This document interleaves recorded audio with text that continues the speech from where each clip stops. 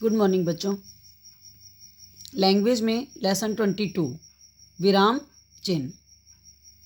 आज हम लोग इसके बारे में पढ़ेंगे। सबसे पहले बच्चों, विराम का अर्थ, विराम शब्द का क्या अर्थ होता है हमें ये देखना है। ठीक है, तो विराम शब्द का अर्थ होता है बच्चों रुकना, ठहरना या विश्राम। ये चीज़ें जो रुकना, ठहरना और विश्राम, ये किसमें है बच्चों? जब हम कोई बातचीत करते हैं, है ना, तब अपने शब्दों या वाक्यों को, है ना, लगातार निरंतर समान बल देकर नहीं बोलते। तो हमें क्या करना होता है उस समय? अपने भावों को, विचारों को, है ना, पूर्ण रूप से स्पष्ट करने के लिए, प्रभावशाली बनाने के लिए क्या करते हैं हम लोग? बीच बीच में रुकते हैं। ठीक है, उस रुकने को ही क्या कहते हैं बच्चों? विराम कहते हैं। यह रुकावट कहीं अधिक समय के लिए होती है तो कहीं कम समय के लिए होती है। इससे भाषा की जो अभिव्यक्ति, अर्थात जो बात हम कहना चाहते हैं, है ना, उसमें स्पष्टता और बोधगम्यता आ जाती है। ठीक है, इसलिए हम विराम चिन्हों का प्रयोग करते हैं। और विराम का अर्थ है रुकना, ठहरना या विश्राम। तो इसमें बच्चों सबसे पहला प्रश्न हमारे पास है कि विराम चिन्ह किसे कहते हैं। इसका आंसर आप यहाँ से लिखोगे कि भाषा के लिखित रूप में स्थान विशेष पर बल देने, रुकने, उतार चढ़ाव आदि दिखाने के लिए विभिन्न प्रकार के चिन्हों की सहायता ली जाती है। इस प्रकार के संकेत चिन्हों को विराम चिन्ह अथवा विश्राम चिन्ह कहते हैं। ये तो बच्चों क्वेश्चन नंबर 1 का आंसर हो गया।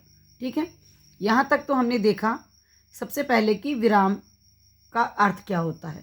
ठीक है, इसके पश्चात हमारे पास है इन विराम चिन्हों की सहायता से लेखक अपने मनोभावों तथा विचारों को वांछित अभिव्यक्ति प्रदान करता है तथा पाठक बच्चों उसी रूप में उसे ग्रहण करता है। अतः भाषा की अभिव्यक्ति में विराम चिन्हों का महत्वपूर्ण स्थान है। निम्नलिखित वाक्यों में विराम चिन्हों की स्थिति बदलते हुए अर्थ परिवर्तन पर ध्यान दीजिए। आपके सामने कुछ वाक्य दिए हुए हैं बच्चों, उसमें विराम चिन्हों का जिस प्रकार से प्रयोग किया गया है उस प्रकार से वाक्यों में जो भाव है उसका अंतर आ गया है। जैसे राम आ गया, सिंपल में है ना बच्चों, फिर राम आ गया, ये आपका विस्मयादि बोधक का चिन्ह लगा दिया यहाँ। ठीक, राम आ गया, ये क्वेश्चन बन गया।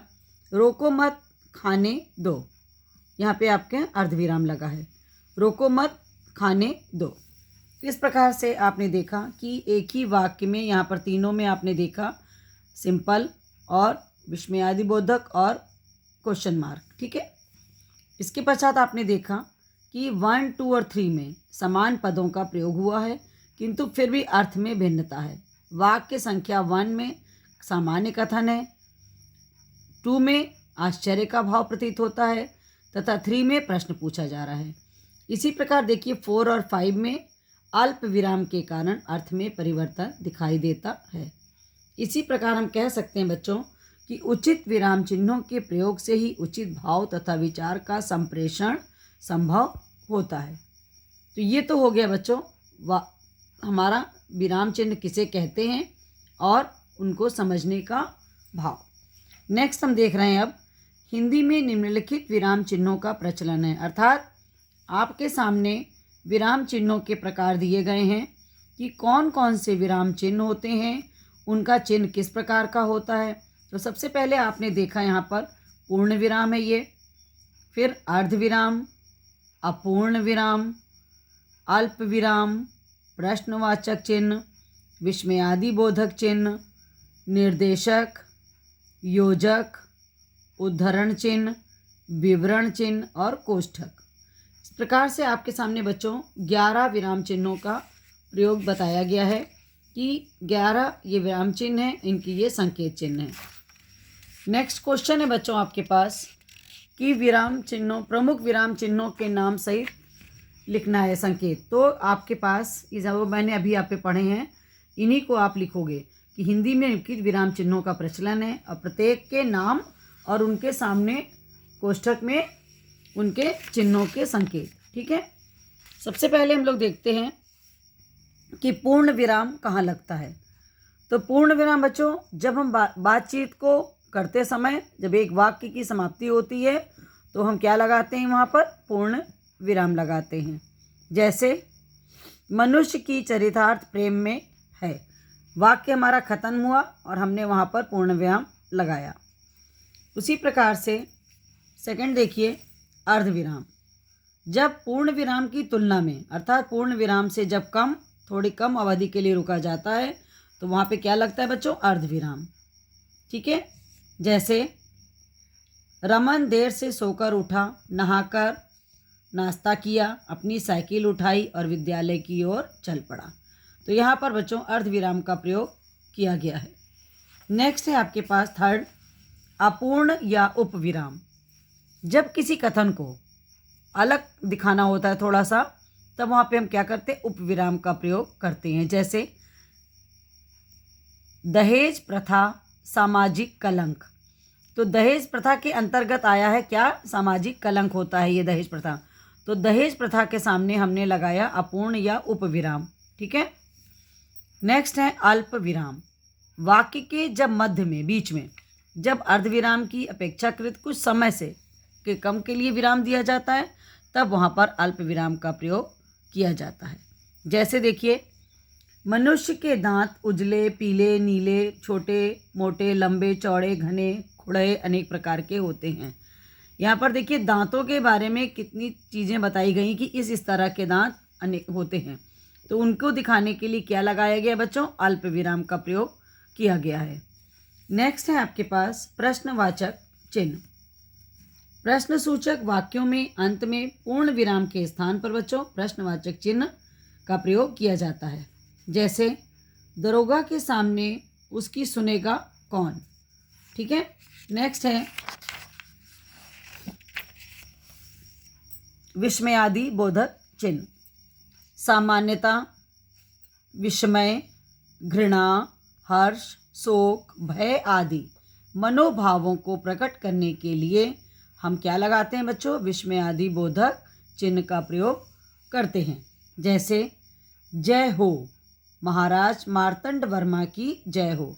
तो जय हो के बाद हमने क्या लगाया बच्चों, विस्मयादि बोधक चिन्ह। ठीक है, नेक्स्ट देखिए निर्देशक चिन्ह। इस रेखिका भी कहते हैं इसको, जो हम लोग निर्देशक चिन्ह के लिए थोड़ी सी डैश बनाते हैं, थोड़ा ये लंबा होता है निर्देशक वाला। इस चिन्ह का प्रयोग निम्नलिखित स्थितियों में होता है बच्चों। जैसे किसी पद या वाक्यांश की व्याख्या करने के लिए। जैसे देखिए, वे सच्चे अर्थ में धरती की पुत्री थी। फिर उसके आगे हमने निर्देशक चिन्ह लगाया। फिर उनके बारे में अब हम लिखेंगे कि साध्वी, सरल, क्षमामयी और सबके प्रति ममतालु। ठीक है, इसी प्रकार से संवादों में, वार्तालापों में नाम के तुरंत बाद भी हम निर्देशक चिन्ह का प्रयोग करते हैं।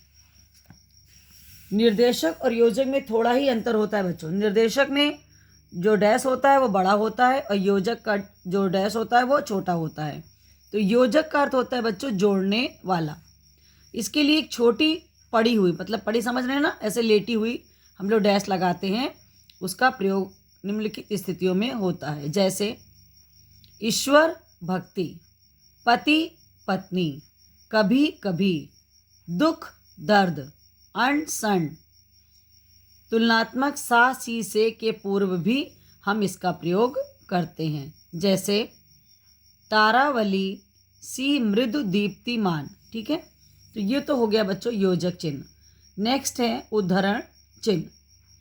ये दो प्रकार के बच्चों होते हैं, एक गहरा उद्धरण और दोहरा उद्धरण। इसका प्रयोग हमेशा निम्नलिखित स्थितियों में होता है। जैसे किसी व्यक्ति के कथन को हम मूल रूप में जब उद्धृत करते हैं तो दोहरे उद्धरण चिन्ह का प्रयोग करते हैं। जैसे सुभाष चंद्र बोस ने कहा था, तुम मुझे खून दो मैं तुम्हें आज़ादी दूंगा। तो ये सुभाष चंद्र बोस का बच्चों नारा था। इसको हम डबल अर्थात दोहरे उद्धरण चिन्ह के द्वारा उद्धृत करेंगे। नेक्स्ट देखिए किसी के उपनाम, रचना और पुस्तक के शीर्षक आदि को उद्धृत करते समय हम क्या करते हैं बच्चों, इकहरे उद्धरण चिन्ह का प्रयोग करते हैं। जैसे अयोध्या सिंह उपाध्याय, हरिऔध इनका टाइटल है, ठीक, उसको हमने सिंगल इन्वर्टेड कॉमा में अर्थात इकहरे उद्धरण चिन्ह से वो किया। आधुनिक हिंदी के मूर्धन्य कवि हैं, ठीक है। नेक्स्ट है हमारा विवरण चिन्ह। विवरण चिन्ह में देखिए पहले 2 डॉट रहता है और उसके बाद फिर डैश रहता है। इस चिन्ह का प्रयोग वाक्यांशों के विषय में कोई सूचना, निर्देश आदि देने के लिए होता है। जैसे लिंग 2 प्रकार के होते हैं, तो हमने यहाँ पर विवरण चिन्ह लगाया। अब इसका विवरण हम आगे लिखेंगे कि पुल्लिंग, स्त्रीलिंग, ठीक है। जैसे भाषा के प्रमुख 2 रूप होते हैं, यहाँ पे विवरण चिन्ह लगाएंगे, फिर लिखित और मौखिक। क्लियर। इसी तरह से नेक्स्ट आते हैं, लास्ट है इसका ये कोष्ठक। इसका प्रयोग बच्चों निम्नलिखित स्थितियों में होता है। किसी पद का अर्थ स्पष्ट करने के लिए, जैसे वे पुष्कर से पानी भर लाते हैं, ठीक है। जैसे जो शब्द अगर हमें लगता है कि थोड़ा क्लिष्ट है, कठिन है, तो उसका अर्थ भी हम ब्रैकेट में लिख देते हैं, ठीक है। इसी तरह से क्रम सूचक अंकों एवं अक्षरों को शब्द से अलग दर्शाने के लिए भी इसका प्रयोग करते हैं।